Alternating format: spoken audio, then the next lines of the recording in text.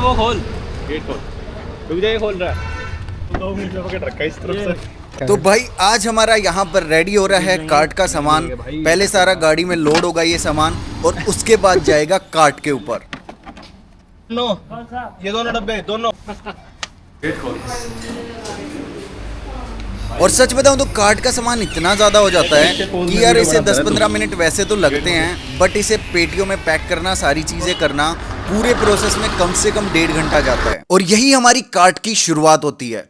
यार आज से हम एक सीरीज की शुरुआत कर रहे हैं जिसका नाम है daily struggles of food business, जहां पर मैं आपको डेली के छोटे छोटे स्ट्रगल्स बताऊंगा, जिसमें आपको पता लगेगा कि एक फूड बिजनेस कैसे रन होता है, कैसे सारी चीजें होती हैं और क्या क्या चीजों का हम ध्यान रखते हैं जब भी हम फूड का काम करते हैं। क्योंकि फूड बिजनेस ना नॉर्मल बिजनेस की तरह नहीं होता, इसमें बहुत सारे लोगों के इमोशंस जुड़े होते हैं। जैसे कि आप किसी भी रेस्टोरेंट या कहीं पे भी खाना खाने जाते हैं तो सबसे पहले इमोशनली फील करते हैं कि यार यहाँ का खाना ना टेस्टी है, अच्छा है, यहाँ का स्टाफ बहुत अच्छा व्यवहार करता है, इसकी वजह से मैं यहाँ पर आना चाहूंगा। तो ये छोटी छोटी चीजें हम ध्यान में रखते हैं, जिसकी वजह से फूड बिजनेस इकलौता ऐसा बिजनेस है जो सबसे ज्यादा बंद होते हैं। और एक बार कोई भी अगर फूड बिजनेस चल गया तो वो सालों साल चलते हैं। और आप सब लोगों को तो पता ही है कि यार हमने शुरुआत की थी 1.5 साल पहले अपने घर के किचन से अपने फूड बिजनेस की, जहां से आप लोगों का प्यार मिला।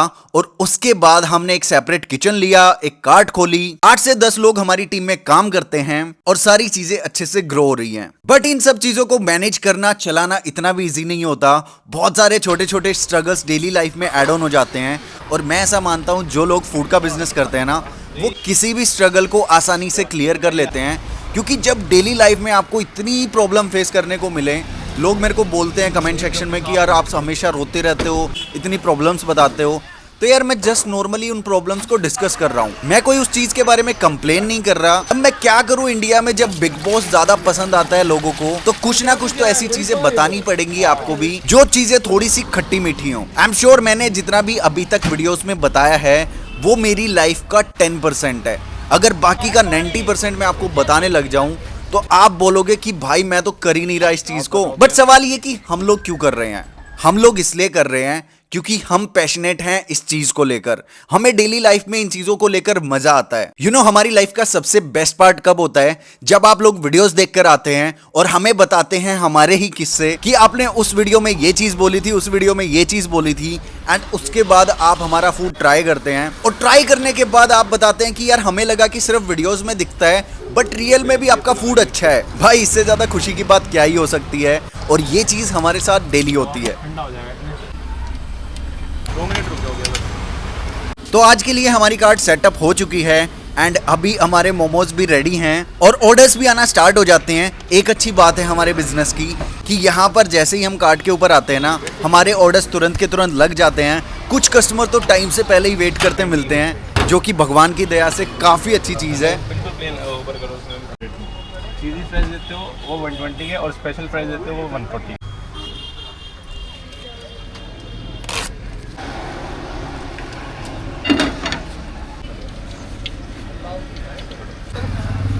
गाड़ी पता नहीं आपके 110 ये स्पाइसी करना मेरा। ओके। तो जैसा आप लोग देख रहे हैं हमारे बर्गर, मोमोज, स्प्रिंग रोल सारी चीजें इजीली जा रही हैं। अभी तो सब कुछ नॉर्मली बहुत अच्छे से हो रहा है क्योंकि स्टार्टिंग हुई है। धीरे धीरे भीड़ बढ़ने लग जाती है तो चीजें थोड़ी मैसी हो जाती हैं और सारी चीजें अपनी स्पीड में आने लग जाती है। साथ में मैं भी हेल्प करवाता हूं तरुण की। और ऐसा नहीं है कि एज ए ओनर मेरे को कुछ भी चीजें बनानी नहीं आती। इन सब चीजों में से मैं बोलूंगा कि फूड बिजनेस में एज ए ओनर अगर आपको ये चीजें बनानी नहीं आती तो जल्दी आपका बिजनेस बंद हो सकता है। तो जो भी लोग ये फूड बिजनेस करना चाहते हैं भाई जल्दी से सीख लो। अगर आप लोग नहीं बनाते, अपनी टीम को अच्छे से गाइड नहीं करते, अपने टेस्ट को नहीं पहचानते, तो बहुत बड़ी प्रॉब्लम हो सकती है आपके साथ। क्योंकि मैंने बहुत सारे लोगों का सुना है, वो लोग अच्छी खासी इन्वेस्टमेंट डालकर अपना खुद का बिजनेस खोल लेते हैं और सारी चीजें जो है वो एम्प्लॉय के भरोसे, दूसरे लोगों के भरोसे छोड़ देते हैं।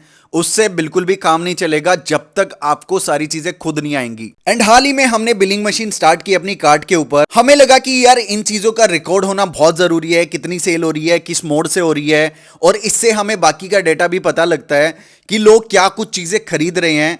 जैसे कि बर्गर्स की सेल कितनी हो रही है पर डे के अकॉर्डिंग, जिससे कि हम एस्टिमेट लगा सकते हैं वीकली हमें कितना माल चाहिए किस दिन। और ये एक्सपीरियंस मेरे को मिला रिलायंस कंपनी से, जहां पर मैं काम करता था कुछ साल पहले। मेरी पहली जॉब रिलायंस फ्रेश में थी, जिसको मैंने 9 महीने में क्विट कर दिया था, वो एक अलग स्टोरी है। बाकी वहां से मुझे बहुत कुछ सीखने को मिला, कैसे इन्वेंट्री रखते हैं, कैसे सेल्स को ट्रैक करते हैं, वो सारी चीजें समझ में आई।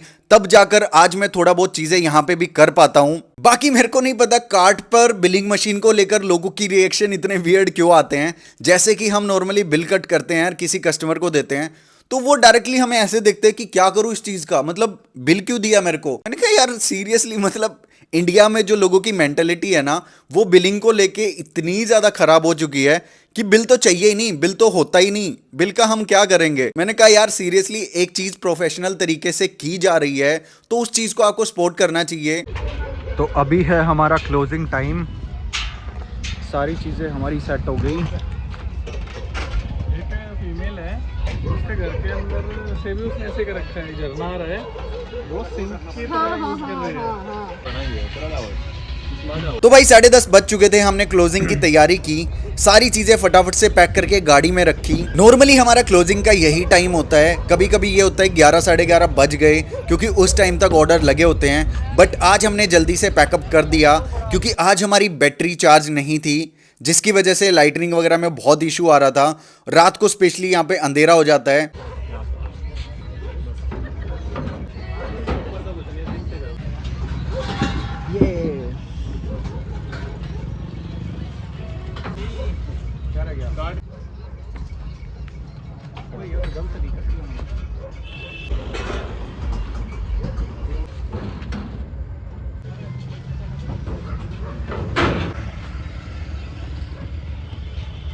ये मैं डाल लूँ?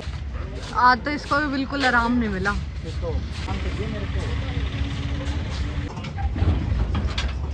कार्ट की क्लोजिंग भी अपने आप में एक बहुत बड़ा टास्क है, क्योंकि सारी चीज़ों को अच्छे से रखना होता है संभाल कर। और कभी कभी ऐसा होता है यार कुछ चीज़ें छूट जाती हैं या बाहर रह गई, फिर उसके बाद दोबारा से कार्ट को सारी चीज़ें खोल के फिर रखना होता है। तो हमारे साथ तो मोस्टली ये चीज़ हो जाती है। छोटी छोटी चीज़ें कई बार दिखती नहीं है एंड फिर पता लगता है कि यार ये चीज़ तो रह गई।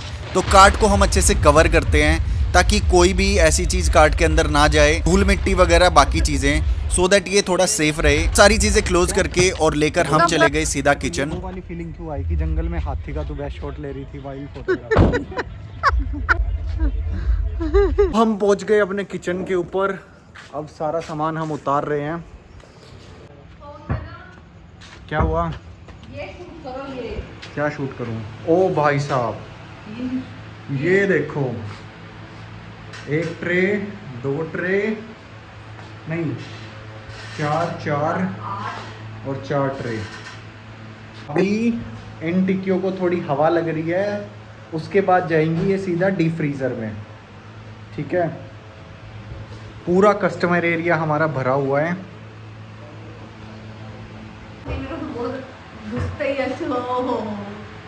कितनी टिक्की होंगी ये हो गई 180 हो गई, मैं बता दे रहे 180 टिक्की हैं ये। कल के दिन में 180 खत्म हो जाएंगी। या चलो अब फटाफट अपना सामान उतारते हैं। इतनी सारी टिक्की एकदम से मैंने देखी कस्टमर एरिया में, तो मेरे को वो टाइम एकदम से याद आ गया जब यार हम 30-40 टिक्की डेली की बनाते थे और उसमें से भी बच जाती थी। मतलब सारी चीजें घर से चलती थी एंड हम इतनी टिक्की बना पाते थे उस टाइम पे, और आज ये सारी चीजें पॉसिबल हो पा रही हैं just because of you guys. And जो भी हमारे कस्टमर्स हैं उनको दिल से थैंक यू, जो हमारे टेस्ट के दम पे अपने दोस्तों को लेके आते हैं एंड एक बिलीफ दिलाते हैं कि यार यहाँ पर जाओ सबसे अच्छा मोमोज और बर्गर मिलेंगे। तो थैंक यू सो मच यार। बाकी उसके बाद हमने सारा सामान सेट किया। हमारे जितने भी मोमोज जो आज बने थे उनको फटाफट से डीप फ्रीजर में लगाना था। सारी चीजों को अच्छे से लगाया, क्योंकि यार इन चीजों को आज ही मैनेज करके नहीं रखा तो कल बुरा हाल हो जाएगा इनका। ये देखो, दिस इज़ द रियलिटी। ये वो सारे मोमोज हैं जो टूटे हुए निकले हैं, क्योंकि कार्ट से जैसे ही चीज़ें आती है ना तो कभी कभी टूट जाते हैं मोमोज, और ये सारा हमारा लॉस में जाएगा सारी चीज़ें। ये सारी हैं टिक्कियाँ, हटना तन्नू। ये वाले मोमोज हैं जो थोड़े ठीक हैं, सही हैं, कल जा सकते हैं आराम से, बट इन वालों की हालत आज बहुत ज़्यादा बुरी है। आज ऐसा पहली बार हुआ है कि हमारे इतने ज़्यादा मोमोज वेस्ट गए। करीबन 25 मोमोज है जो वेस्ट गए। तो भाई कार्ट की वजह से ये चीज़ें भी होती हैं, लॉसेस भी होते हैं चीज़ों को लेके, कभी कभी थोड़े ज़्यादा हो जाते हैं, ट्राई करते हैं हम कम ही हो। बाकी आज का दिन सुबह था, मिलते हैं आपसे कल। अभी मैं निकल रहा हूँ घर, बाय बाय। ये देखो रास्ते सुनसान पड़े हैं।